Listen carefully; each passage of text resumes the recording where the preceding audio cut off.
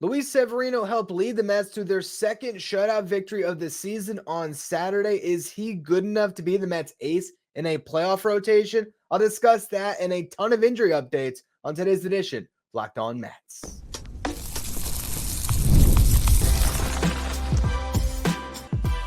You are Locked On Mets, your daily New York Mets podcast. Part of the Locked On Podcast Network, your team every day. Hello to all you amazing Mets fans. You're watching Locked On Mets, part of the Locked On Podcast Network, your team every day. I'm your host, Ryan Finkelstein. If you want to find any of my work, follow me on X at Finkelstein Ryan. You can also find some of my writing at justbaseball.com, where I work as the managing editor.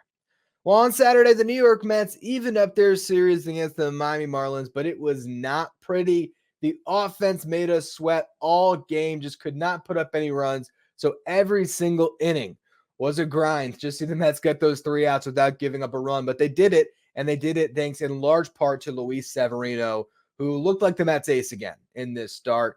Last few weren't great. His one against the Nationals prior to this wasn't horrible. Gave up a couple in 6 1/3, but he had that start against the Pirates where he gave up 7, which was very un-Severino-like, and it just made you wonder, all right, what version of Severino are the Mets going to get in the second half? Because this is a guy that hasn't put together a full season in a very long time. So it was really interesting to see what his first start out of the break would look like. And he looked like the Mets ace right now. He was unbelievable throughout this start. Allows 2 hits, walked 3 across 6 scoreless innings pitched, racking up 7 strikeouts. And he got out of tough spots in a lot of different points in the game. First inning, he strands 2. Fourth inning was really tough. He, with 1 out, gives up a base hit to Jesus Sanchez, then gets a ground ball that probably never was going to be 2, but Pete Alonso tries to get the force out at second, makes a bad throw. Everybody's safe. So a couple runs on, could be a dicey situation, gets a comebacker and makes an exceptional play on it, leaps up, gets the force out at second, but you had runners at the corner, so a run standing 90 feet away over there on third base, and he's able to get the big strikeout to get out of that inning. Had a 1-2-3 fifth inning. Then the 6th comes around, a little bit dicey again with 1 out. Severino hits Jake Burger. Then he gets a strikeout. Then he walks Otto Lopez, and he also threw a wild pitch in the next at bat. So he had runners at second and third, 2 outs, Nick Gordon up, and Severino delivers another big inning-ending strikeout to get through 6. And then it was off to the bullpen, and that was, again, very nerve-wracking because the offense just did nothing throughout this game. The only run the Mets scored came in the 4th inning, where Pete Alonso, with 1 out, had a double. So that started off a rally. Mark Vientos gets hit by a pitch. DJ Stewart walks to load the bases. And the 1 run the Mets score is on a ground out by Francisco Alvarez. Hit one up the middle. Great play by Xavier Edwards, sliding to make the stop. Sort of a backhanded flip to second, but there was just no chance to get Alvarez at first. They didn't even try to make a throw. Alvarez was booking out of the box. The ball wasn't even hit that hard, so never really was looking like a double play ball. That allowed Pete Alonso to score, but the Mets stranded those runners there, and the way they did was Jeff McNeil comes up, and man, Jeff had a huge game on Friday night, and he had an opportunity for another big moment as there's runners on, and he ripped a line drive. Should have ended up down the first base line if it was a good year for Jeff, but it's not a good year for Jeff. And instead, it ends up right in the mid of Josh Bell. I mean, that ball was crushed off the bat, 101 off the bat. Should have been destined for the right field corner, but sometimes that's just how things go when you're not swinging it well. You just hit into some bad luck. And that was one of many opportunities you could say where the Mets maybe ended up having some bad luck throughout this game. John Harper pointed this out. In game 1, the Mets had 14 hard hit balls. Game 2, they had 9. Hard hit balls are 95 miles per hour plus. So a lot of well-struck baseballs that just are finding a lot of Marlins gloves. Hopefully that can sort of turn around. We saw a couple more of those later in the game. First off, though, 5th inning, the Mets had an opportunity where Lindor and Nimmo each got on for JD Martinez. He rips one right into the glove of Jake Burger for a line drive double play. Jose Iglesias goes 2 for 4 in the day. OPS now over 1,000. One of those hits comes in the 7th inning, and then he was going on the pitch on a pickoff attempt. There was a lefty on the mound, so he was stealing right when he lifted the leg. Starts going to second. Josh Bell takes the pickoff throw, tries to gun down Iglesias at second, makes a bad throw. Iglesias ends up on third. Mets aren't able to bring him home. Ninth inning comes around. Francisco Alvarez leadoff walk. McNeil pops out. Iglesias gets his second single of the day.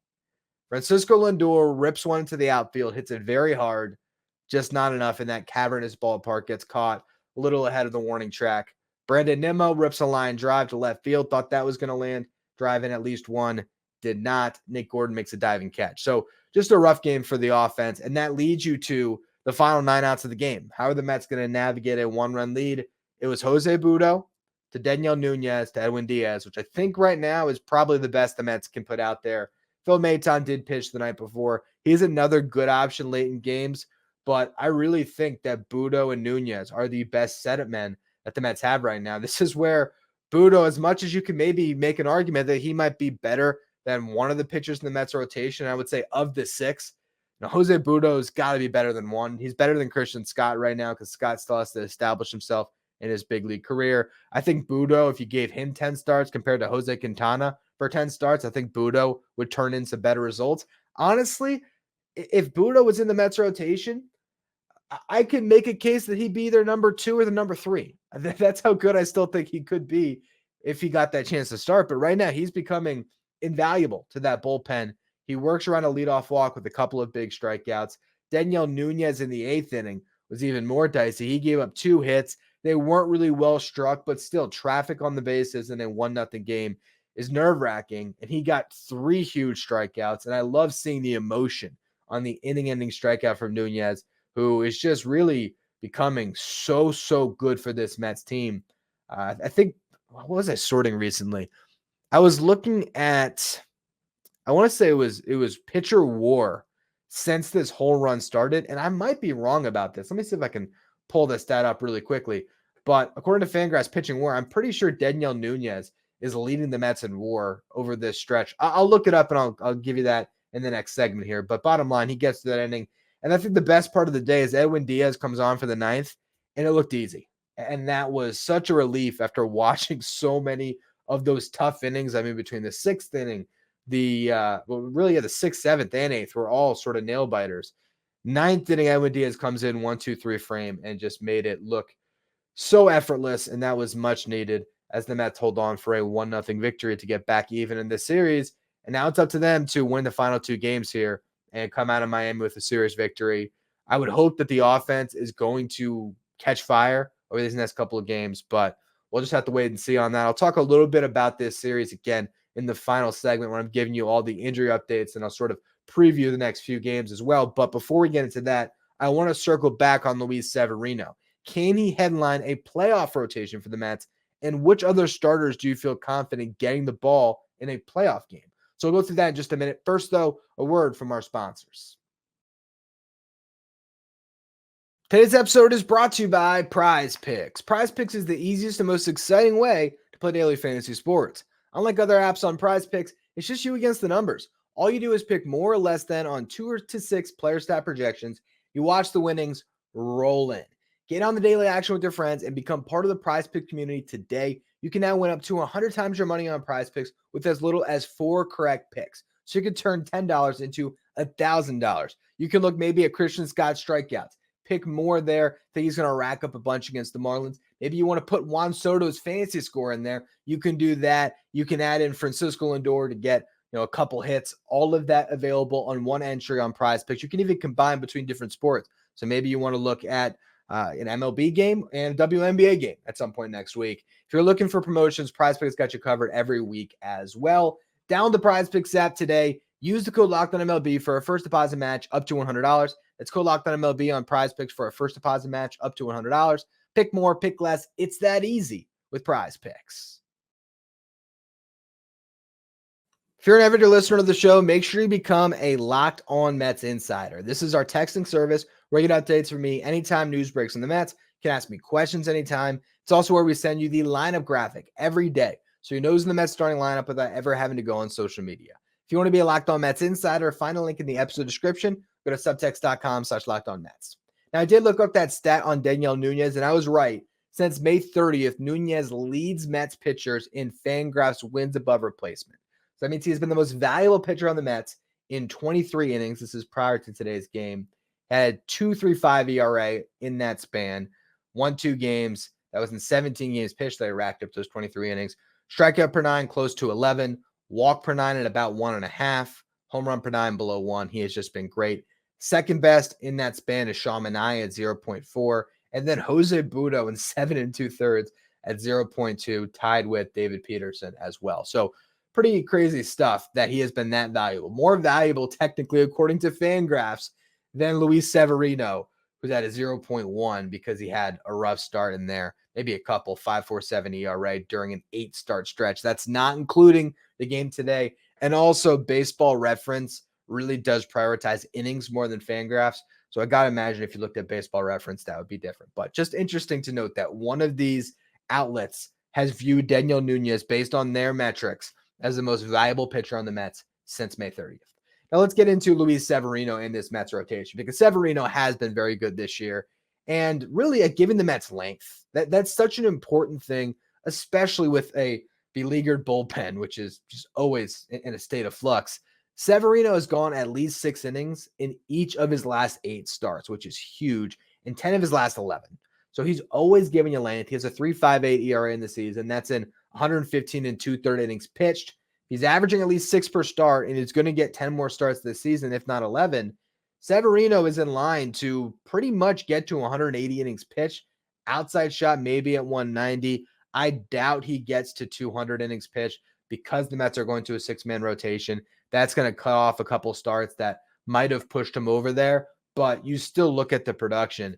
It's really good stuff from Luis Severino. The last time the Mets had a pitcher who got up to 180 innings was Chris Bassett in 2022. Marcus Stroman was 1 away in 2021. And then it was Jacob deGrom in 2018 and 2019, over 200 innings pitched in those back-to-back Cy Young years. Also, you had Noah Syndergaard and Zach Wheeler get over 195 in 2019, a year where the Mets rotation was remarkably healthy. So just interesting to see the amount of workload that Severino has taken on a 1-year deal. It has been a great contract, and I think moving forward wouldn't be a bad idea to really re-up with Severino this offseason, although that's a conversation for another day. What I wanted to talk about is his ability to pitch in a playoff game. So I went through and I tried to see, all right, how has he fared against good lineups this year? And the funny thing is, the Mets haven't faced a lot of really good lineups. Now, Severino has pitched pretty well. I actually was more looking at the clunkers. I was like, are his bad starts all coming against good teams? And I didn't really find that. One of them was against the Brewers, where he gave up 3 runs on 11 hits. That was his first start of the season. Another bad one, so to speak, gave up 4 runs, walked 6. That was against the Rays. He walked 6. I don't think that was the lineup doing to him, and that lineup was not swinging it well at all at the time, and I still don't think they're swinging it particularly well. Gave up 5 against the Marlins in May. We know what that lineup can do, which typically is not a lot. Diamondbacks scored 5 off him, 4 of them earned. The Rangers scored 6 off of him. That's a lineup that could be very good. Hasn't necessarily this year, but they definitely have some ignitability to them. The Astros got him for 4, and the Pirates got him for 7. Overall, though, if I'm really to look at what I've watched from Severino this year, he can have those starts where he is great. And today was a perfect example of that. He has others where, he's pitching to contact and some hits go against him and he gives up some runs, but he still gives you some length. I don't think Luis Severino's an ace. I really don't. And if you were to look at it from a scouting perspective where, Christian Scott's scouting report says he has the ceiling of a number 3 starter, and Mets fans freak out thinking, well, how is he the top prospect in the system? But that's because a number 3 starter in Major League Baseball is really good. Like Freddie Peralta has been a number 3 starter. This year, he's an ace. But still, you look at Freddie Peralta, let me pull up his numbers. I bet you it's closer to number 3 starter than ace stuff this year. It's just what these guys are. And a number 3 starter is really good. A number 3 starter is a guy that's giving you quality starts most days. Yeah. You look at Peralta, he's their ace. He's got a 3.88 ERA this year. So I think there's a misconception on what a frontline starter is, what a number 3 starter is. And to say that Severino is a number 3 starter is not a knock. But I do think that this version of Severino, if the Mets were to sign him for, on a 3-year deal or 4-year deal this offseason, I would look at him moving forward as the Mets 3 starter. And hopefully you can develop a Brandon Sproat to be better than that. Hopefully Kodai Senga can be healthy and he can be a frontline guy. Maybe Christian Scott can ascend and reach a ceiling even beyond what some scouts think. So I think, again, we throw the number 3 starter around and it seems like it's a demerit. I'm not saying that by any stretch. And honestly, I think a number 3 starter is perfectly capable of starting a playoff game for you, because we saw the 2 teams in the World Series last year basically get it done with number 3 starters. And I say that because Jordan Montgomery is the epitome of a number 3 starter, and he was leading the Rangers in the playoffs last year. Nathan Eovaldi has risen his performance in the playoffs. He's a really good playoff pitcher, but I'd say for the most part, he's sort of a mid-rotation number 3 starter.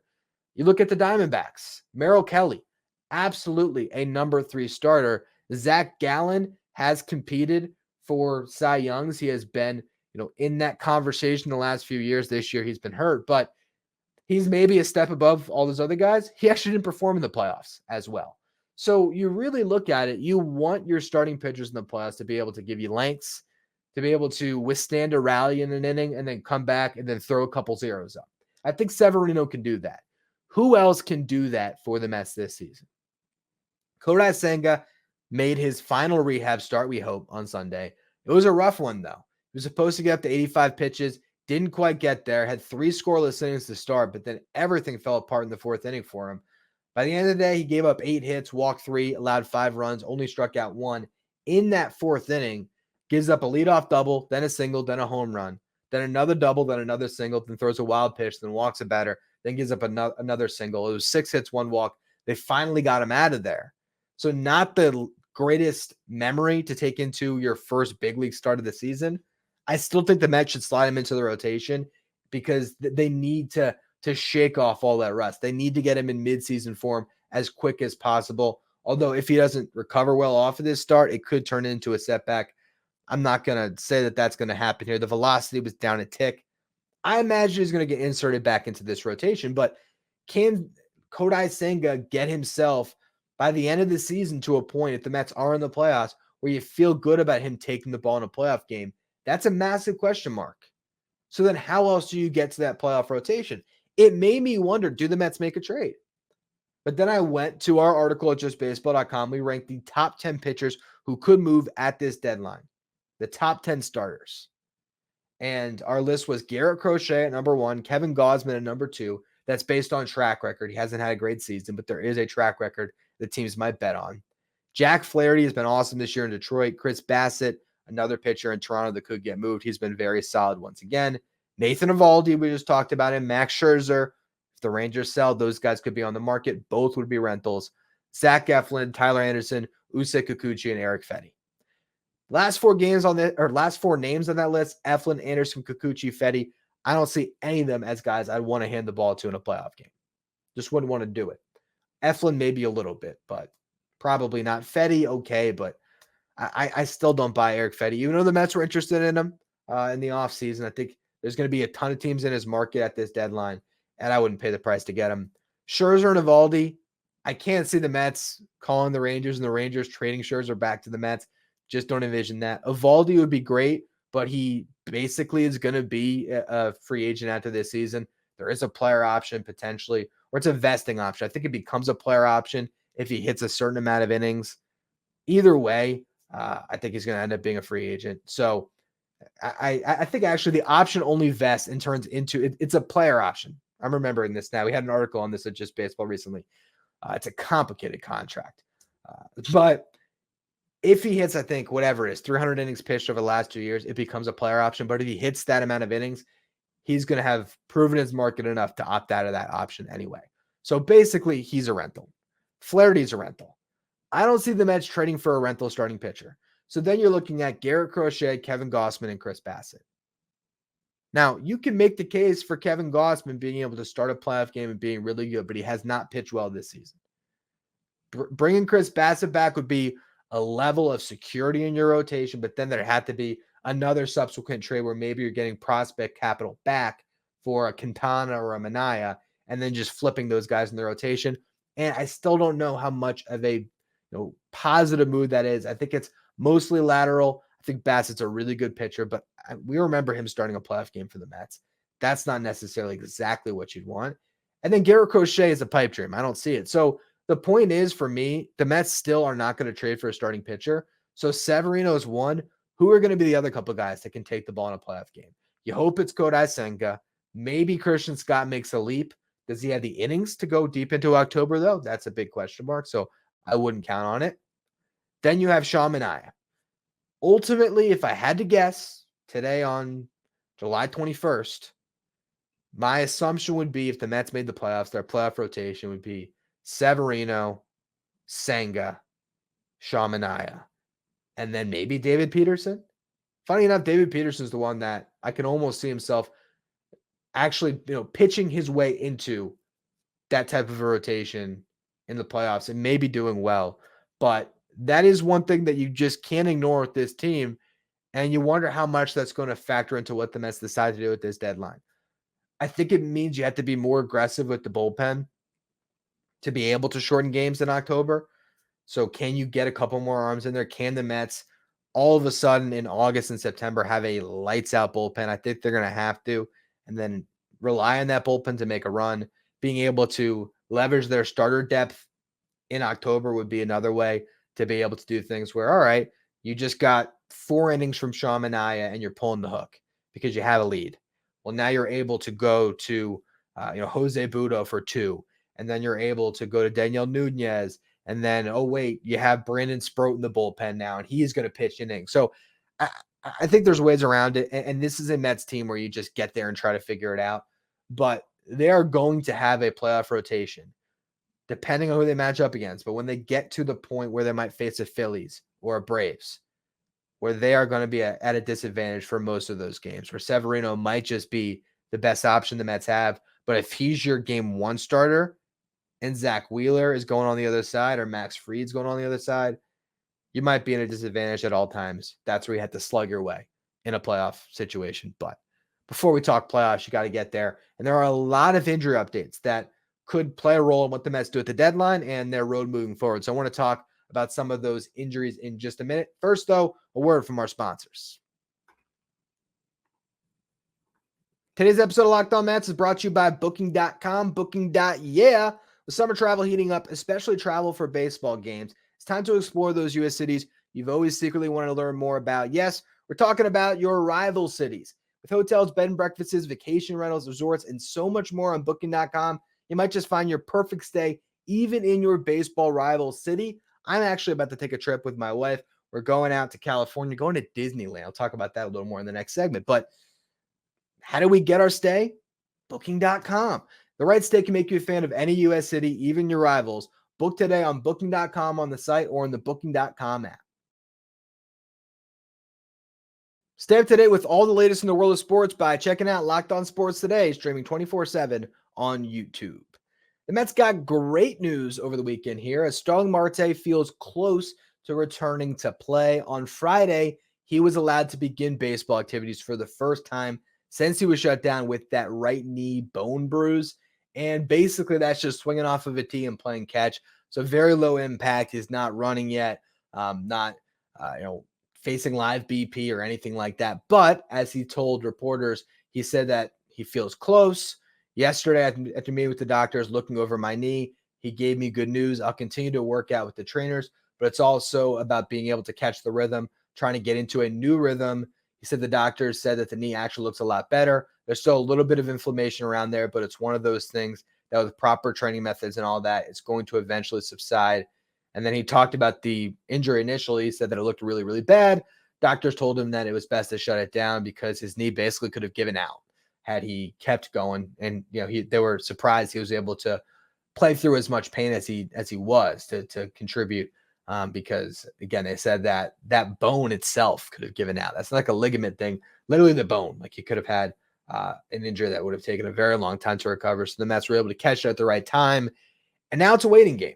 And it's great that he's hitting off a tee and he's playing catch. And he says he feels close, but you still got to get into some rehab games. You would think in the past, Marte has gone straight from the IL right to the big leagues. And he's one of those guys that's, sort of a natural player that can maybe do it with a shorter amount of time. But the Mets have to play this safe and cautious. And I think watching Jeff McNeil play the outfield the last couple of days, that to me is indicative of what the plan is moving forward. Tyrone Taylor has not gotten a start. DJ Stewart has.